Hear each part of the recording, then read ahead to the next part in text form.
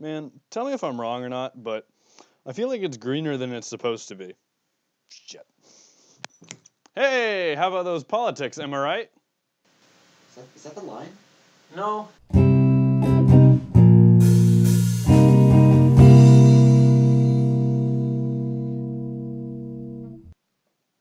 Look, I know we just met and all, but I say we get to know each other. What is all this, and why am I here?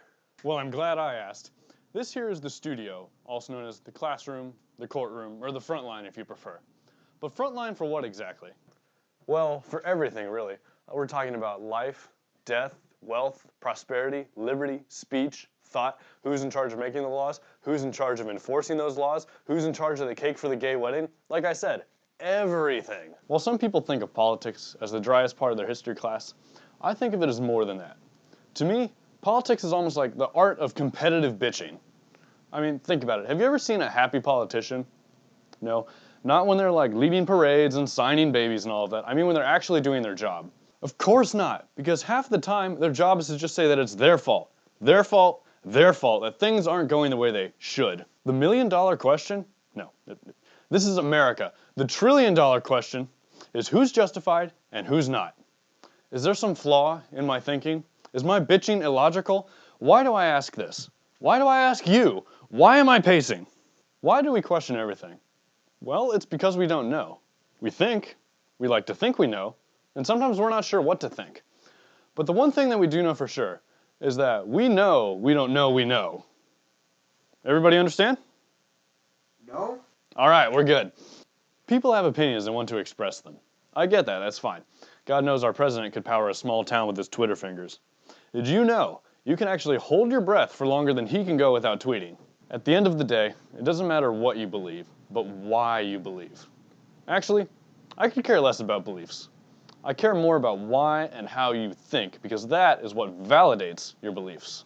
Remember, whatever you'd like to believe is irrelevant. How you deal with the facts is everything.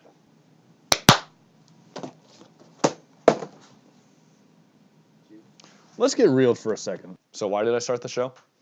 Honestly, it's because I'm young and paranoid. I got stirred up by the last election, and just from looking around, it seems like I'm not alone. I see a market underserved by the truth. During the last election, I saw so much effort being put into throwing shit. There were so many ads that tried to convince me that there was this shadowy other group that was so vulgar, so crooked, so dangerous, hateful, ignorant, bigoted, and evil. And I look to my left, and I see my liberal friends, and I look to my right, and I see my conservative friends, and I just can't believe it anymore. I mean, these people aren't the monsters I was told to look out for. So how did we get here? At this point in the election, there was this narrative that it was the biased liberal mainstream media versus the biased right-wing news sources. So, like any normal person, I only started following Fox News and CNN just to see if I could catch both of them skewing the same story. I was hoping that it would be something ridiculous, like one headline would read something like, "The Mexican pole vaulting teams fight for marriage equality," and of course the other headline would be something like, "How Mexico is training its gay youth to beat the wall." I was just hoping I could find something crazy like that so I could show everyone the madness of it all. The climate at the time was that next to nothing was separated from politics. Like, you couldn't even go get ice cream without being confronted about it. Hi, I'll take one vanilla cone, please. Oh, vanilla, huh? Okay, I see you're one of those white nationalists. I think I'll have chocolate instead. Right, like that's gonna hide your white nationalism. I can see right through you. You know what? I don't need this. I'm not gonna have ice cream anymore. Hey, someone stop that man. He's a homophobe. What? I feel like I strayed off topic there. Anyway, time for questions. So what does GAP stand for? Well, I probably should have mentioned this earlier, but GAPS actually stands for Great American Political Socratic. Easy. What is a Socratic? Shit. A long time ago in ancient Greece, there was this man named Socrates. Now, Socrates tried to find new ways of learning, and he tried many different methods to do this. Eventually, he concluded that the best method was through conversation with others. And that's exactly what we intend to do here. Today, we know this man as Socrates. And his conversations, or Socratics, have been used to enlighten people for thousands of years. And if you want to contribute to what we do here, comment or tweet to GAPS for the first topic that you'd like to see Socratized. You suck. Hey man, if you wrote that, you can't pin it on me. First, after we get a topic, we will do the breakdown, which will give some of the basic information and the arguments for and against.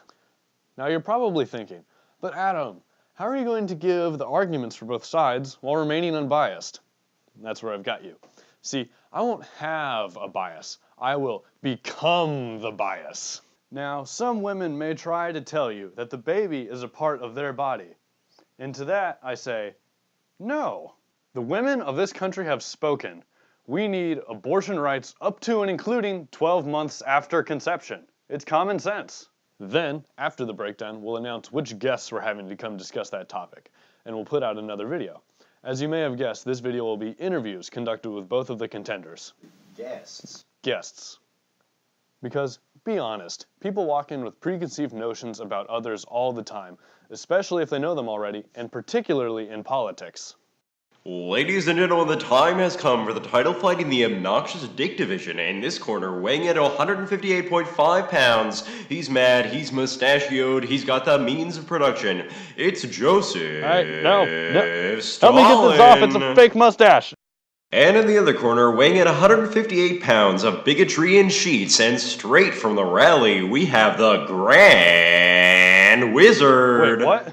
The idea is that some people can have wildly inaccurate biases about certain guests that we may have on the show. The point of the interview is to show everyone that the guests we have are just people like you who are interested in politics. Now, you may be wondering, what are my political leanings? Well, on the show I have to stay unbiased for obvious moral reasons, but personally though, just between you and me, I like to think of myself as a political introvert. That's a lie. Hey! Okay, a couple more questions and then I'll do the thing where I beg for your likes and subscriptions. How old am I? 17 now, 18 at the end of October. But if you think that's too young to be giving my political opinion because I don't know anything, too bad! I'll be old enough to vote for Kid Rock in 2020. Height, 71.5 inches. Do the math, I'm just as disappointed as you are. Am I single? No. Sorry, ladies. Or squirrels. Those are my options. What's the budget for the show? Ha, you fool. You think there's a budget? Right now the show is being produced on free time and me keeping my editor from faking his death. Again. Long story, next question. What's the most American thing that I've ever done? I killed Osama. Do I speak any languages other than English? 1.5 kind of. I speak Spanish at like a 4th grade level. Pero para razones que no puedo entender, las personas de Taco Bell me gritan cuando pido en español. Now that all the random questions are done, I'd like to call your attention back to the true meaning of why I've called you all here today. If there are any ideas that stuck from this video, I should hope that they are as follows. While you are entitled to any beliefs, what you would like to do is irrelevant unless you have the facts to back it up. Wanting vanilla ice cream does not make you a white nationalist, or a racist, or a homophobe, or a xenophobe, or an anti-Semite. There's this thing called context. Pay attention. And finally, the best way to learn from or about someone is to simply pull up a chair and listen. If you've been paying attention to political discourse recently, it's kind of a shitstorm, and I'm more than a little concerned about the generation that is growing up in the middle of it. We need to get civil discussion back into the norm. For some reason, people pride themselves on not being their opposition. That's dumb. It's not good enough to be better than bad. You have to be an outstanding example, both for future generations and for the world as a whole. GAPS is not just a concept show on YouTube. It's an idea that seeks to reform the American narrative. Political parties now have become like gods to those who seek to shout, to march, and to be angry for a cause. Government was made to be ruled by the wisest, not by those who have the best face for television.